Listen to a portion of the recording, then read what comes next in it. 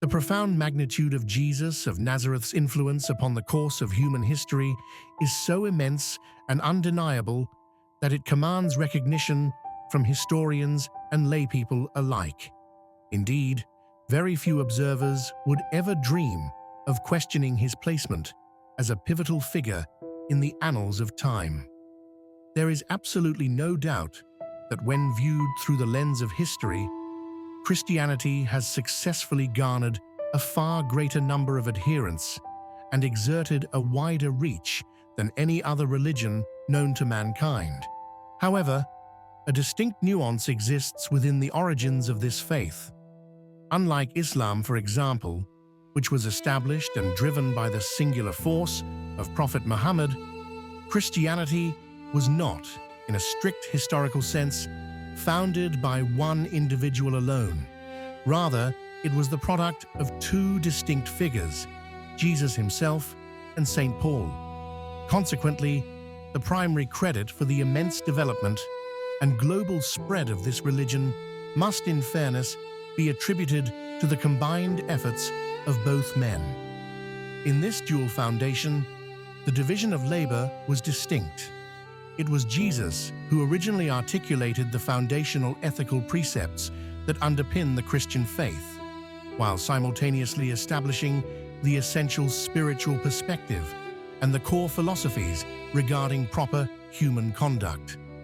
Conversely, the complex structure of Christian theology, the dogmatic framework of the religion, was shaped principally by the intellectual and missionary work of St. Paul. Jesus presented a pure spiritual message to his listeners. It was Paul who subsequently added the dimension of the worship of Christ as a divine figure. Furthermore, one cannot overlook the literary and organizational contributions of the Apostle Paul. He is the author of a significant portion of the canonical texts that comprise the New Testament and was arguably the primary engine behind the fervent Christian proselytism that characterized the first century. When comparing Jesus to other monumental religious figures such as Buddha or Muhammad, a striking difference emerges regarding their lifespans and immediate legacies. Unlike those leaders, Jesus died at a relatively young age and, at the time of his passing, left behind only a limited number of devoted disciples. At the moment of Jesus' death, his followers barely constituted a recognizable group, forming merely a small, obscure Jewish sect within the majestic sprawl of the Roman Empire. It can be argued with considerable weight that this small sect was transformed into a movement of global scale, largely due to the tireless efforts and writings of Paul. It was through his energetic proselytism that the movement broke its initial boundaries, attracting both Jews and non-Jews alike, and eventually evolving into one of the dominant religions of the world.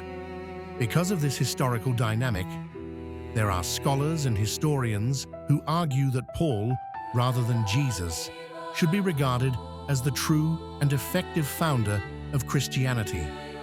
This is a potent argument.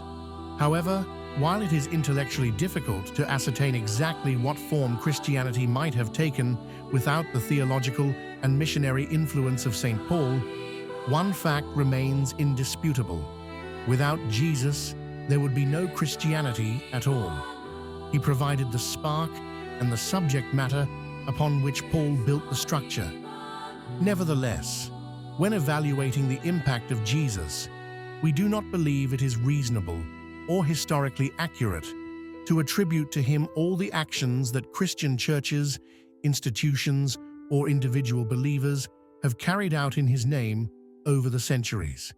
It is widely acknowledged that Jesus would have strongly disapproved of, and likely condemned, many of these historical deeds.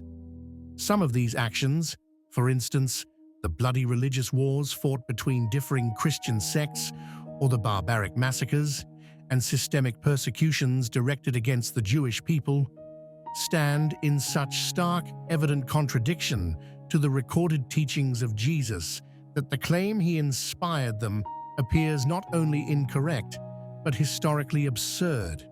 In a similar vein of historical analysis, we must address the relationship between Jesus and the rise of science. Even though the Christian nations of Europe eventually became the cradle of modern science, the merit for this scientific evolution cannot be logically attributed to Jesus himself. Certainly, a review of early Christian history reveals that none of the original followers interpreted Jesus' teachings as a call to the empirical or scientific investigation of the physical world surrounding them. Moreover, the historical record shows that the conversion of the Roman world to Christianity was accompanied and followed by a marked and undeniable decline in the general level of technology and a cessation of interest in scientific inquiry. The eventual birth of modern science in Europe is indeed an indication that the seeds of a scientific mode of thinking were present within the European cultural heritage. However, these intellectual seeds were not sown by the teachings of Jesus. Rather, they were the legacy of Greek rationalism, best exemplified by the works of ancient thinkers like Aristotle and Euclid. It must be emphasized that the scientific revolution did not occur during the centuries when the Church held its absolute peak of power and Christian piety was at its zenith.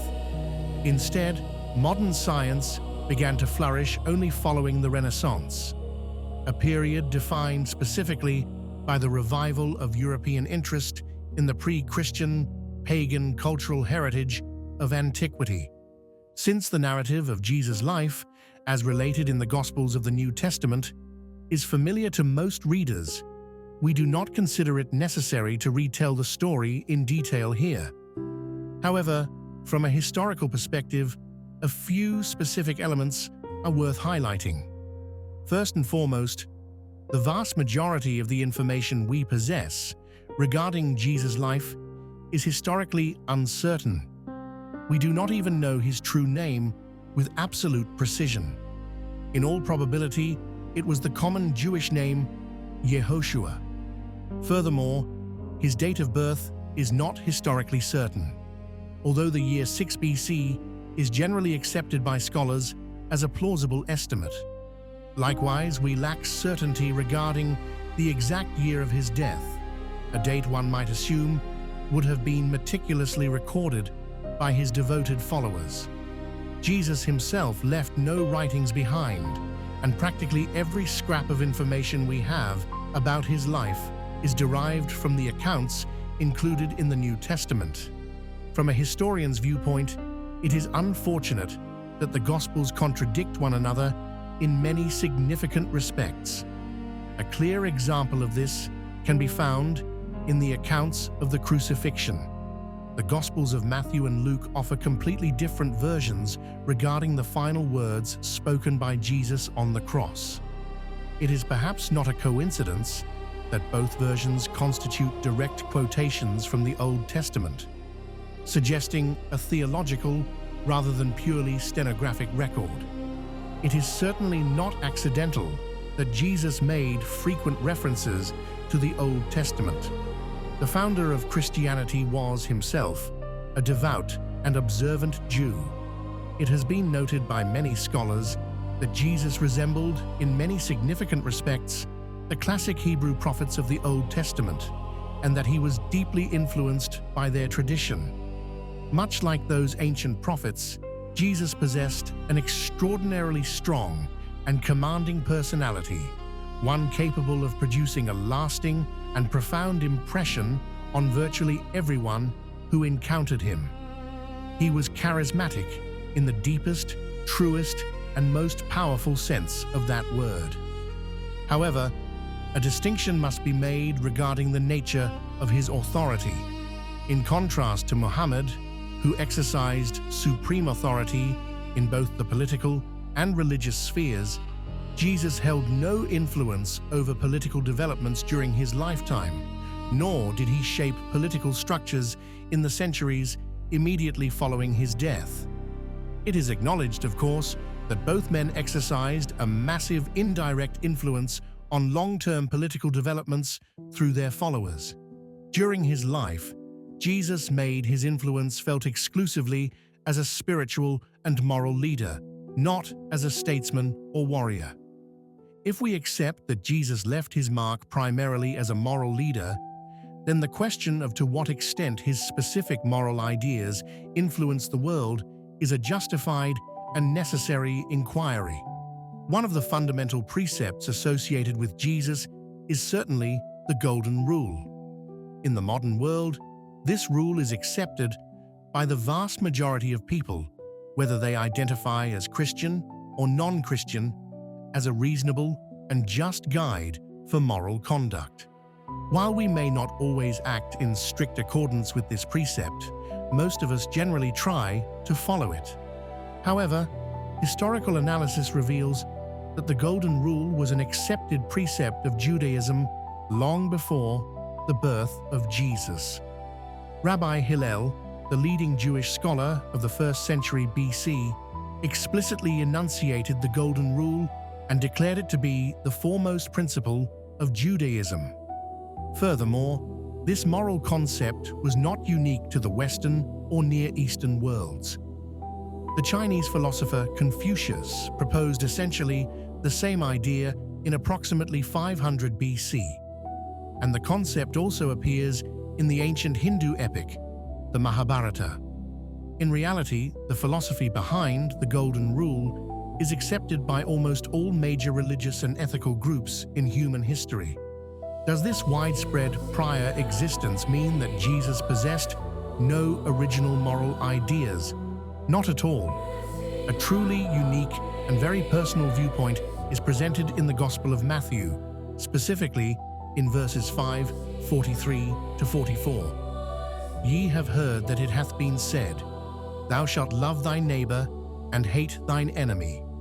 But I say unto you, love your enemies, bless them that curse you, do good to them that hate you, and pray for them which despitefully use you and persecute you. And just a few lines above this passage, we find the instruction, Resist not evil, but whosoever shall smite thee on thy right cheek, turn to him the other also.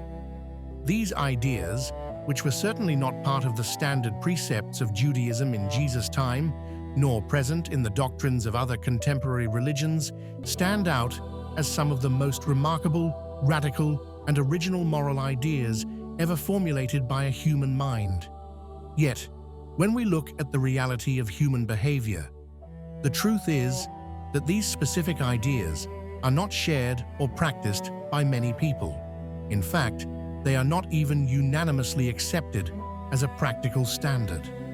The vast majority of Christians consider the injunction to love your enemies as being at best a beautiful but unrealizable ideal reserved for a perfect world. They certainly do not view it as a hard rule by which to guide their actual behavior in the harshness of the real world.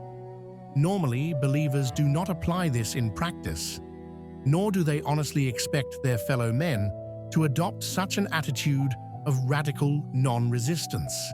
Consequently, what is arguably Jesus' most original and distinctive teaching remains an interesting suggestion for contemplation, but in essence, it remains unapplied in the daily life of humanity.